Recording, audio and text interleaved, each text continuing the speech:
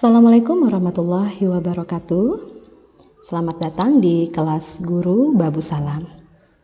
Hai anak-anak semua, anak-anak ibu yang hebat. Apa kabar kalian hari ini? Semoga kita semua selalu dilimpahkan oleh Allah Subhanahu wa Ta'ala kesehatan dan tetap semangat belajarnya. Nah, hari ini ibu akan menjelaskan dan memberikan informasi materi pengenalan sel. Materi ini adalah materi IPA di kelas 8 semester 1 pada kurikulum Merdeka. Nah, sebelumnya perkenalkan, nama ibu adalah Ibu Nurhayati SPD dari SMPS Islam Terpadu Babu Salam, Kuala Kapuas, Kalimantan Tengah. Anak-anak ibu semua, tahukah kalian apa itu sel? Betul sekali. Sel adalah unit terkecil yang menyusun tubuh makhluk hidup dan merupakan tempat terselenggaranya fungsi kehidupan. Nah, sel mengalami perkembangan seiring dengan kemajuan zaman. Akhirnya melahirkan beberapa teori sel. Yang pertama, semua organisme hidup terdiri dari satu atau lebih dari satu sel. Kemudian, sel adalah unit dasar struktur dan organisasi dalam organisme. Kemudian yang ketiga, sel muncul dari sel yang sudah ada sebelumnya.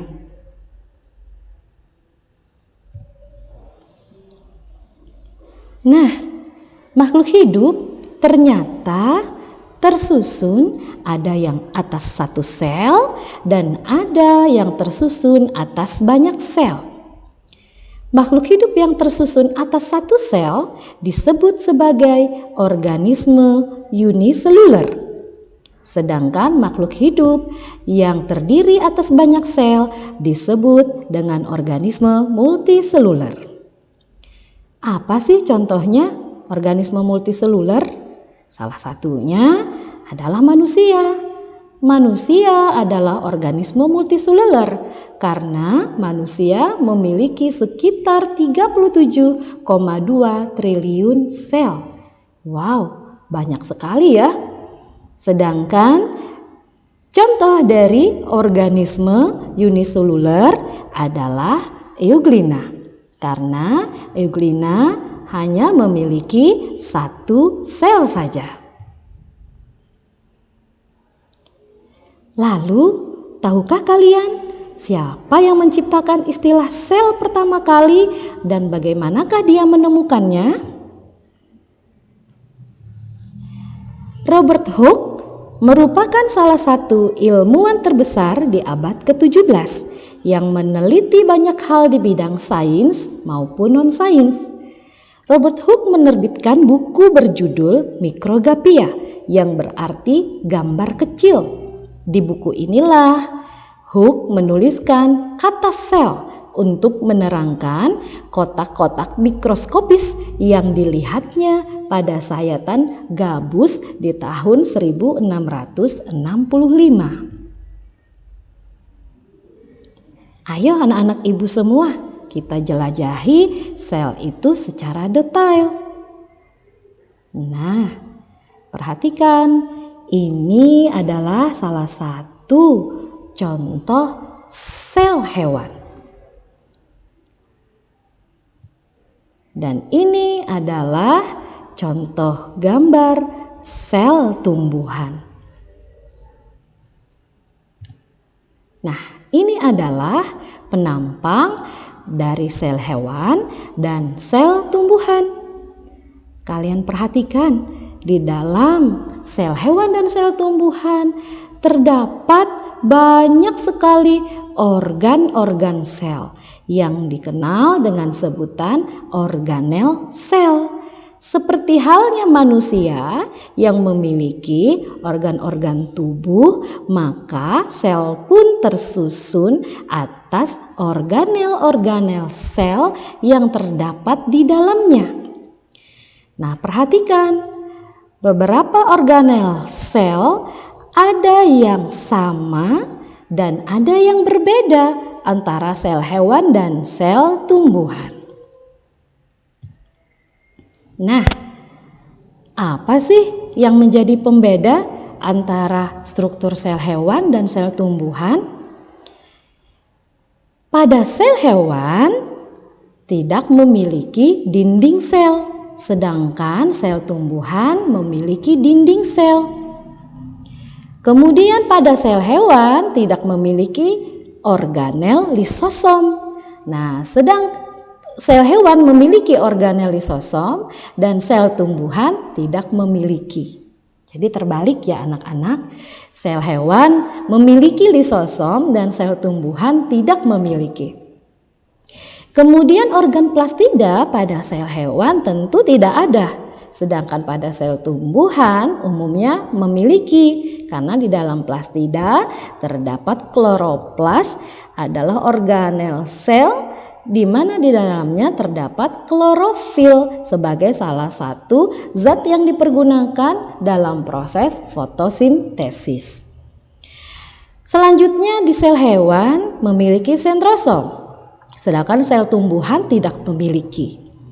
Untuk vakuola, sel hewan tidak memiliki. Kalaupun ada, biasanya ukurannya kecil. Sedangkan sel tumbuhan memiliki vakuola ukuran besar. Untuk ukuran sel pada sel hewan biasanya lebih kecil dan bentuknya tidak tetap, sehingga biasanya pada sel hewan dia bisa bergerak bebas.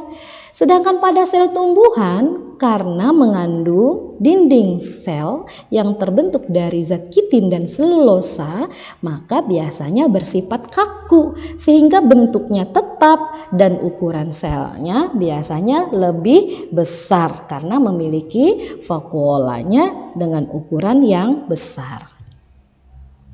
Nah, ini membran sel.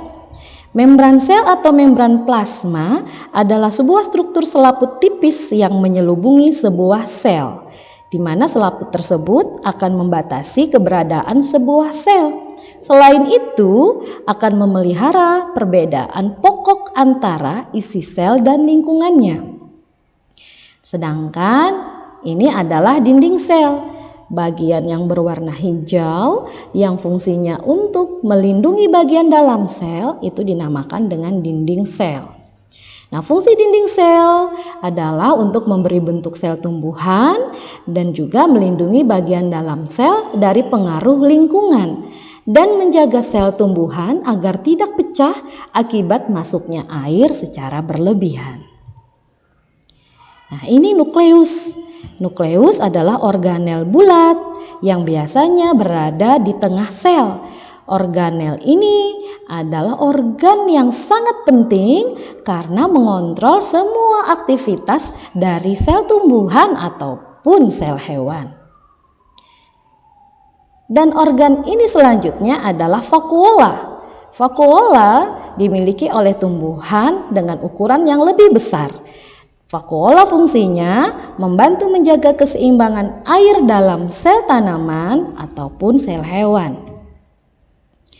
Nah, bagian selanjutnya dinamakan Golgi apparatus atau disebut dengan badan Golgi. Bagian ini membantu proses pengemasan protein dan molekul lemak atau lipid dalam sel tumbuhan dan hewan.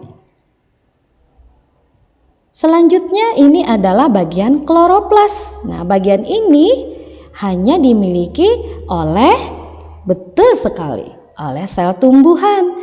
Karena di bagian kloroplas mengandung organel yang bernama klorofil. Ya, jadi kloroplas ada pada organel plastida di mana di dalamnya mengandung klorofil atau pigmen hijau daun. Ya, pigmen hijau daun inilah yang digunakan dalam proses fotosintesis.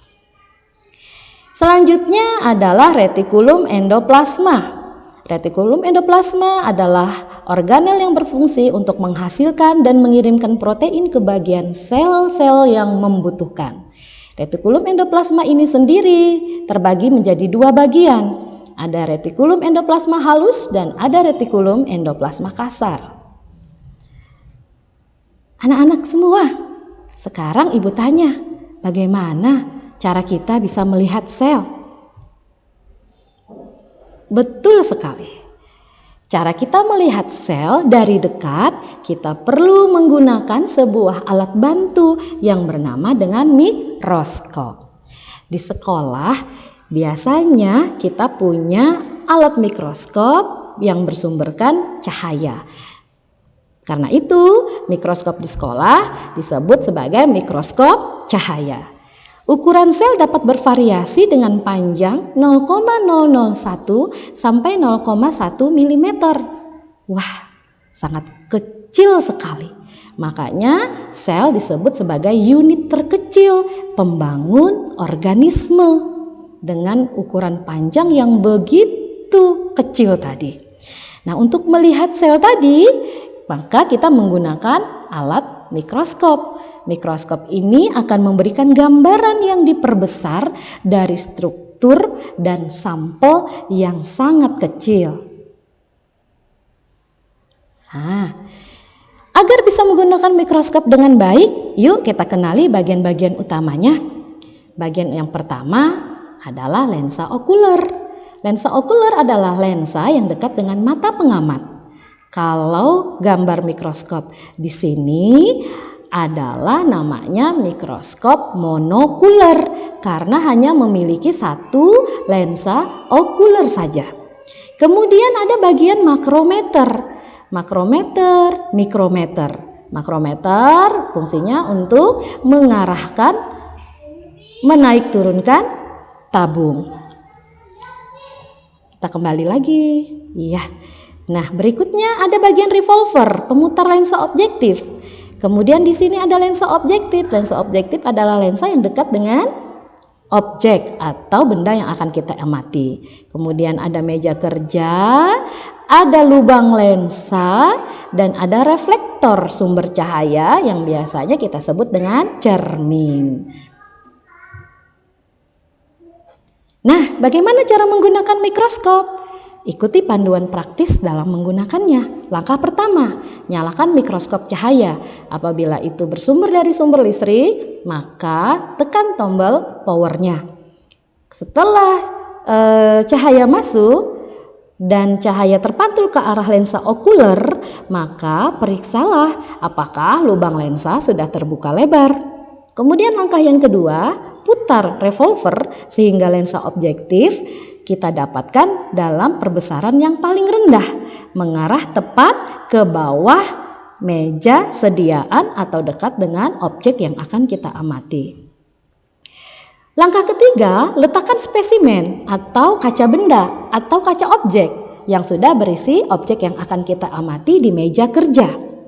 Langkah keempat, lihatlah melalui lensa okuler dan putar secara perlahan makrometer untuk memfokuskan spesimen yang akan kita amati.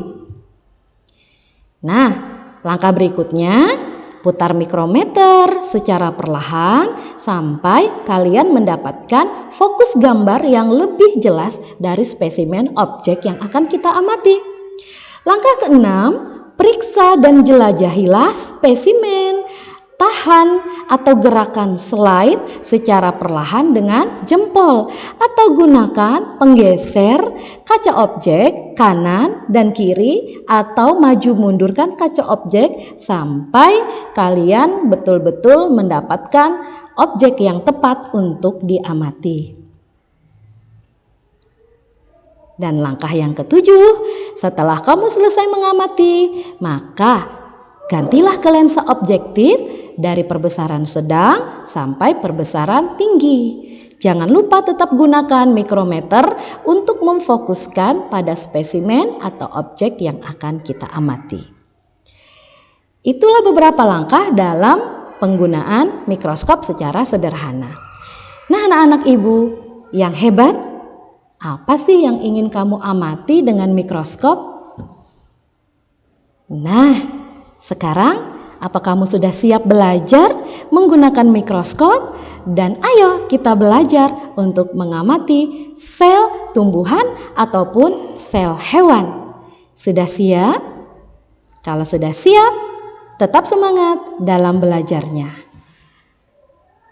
Sekarang apa ringkasannya dari materi yang sudah Ibu jelaskan?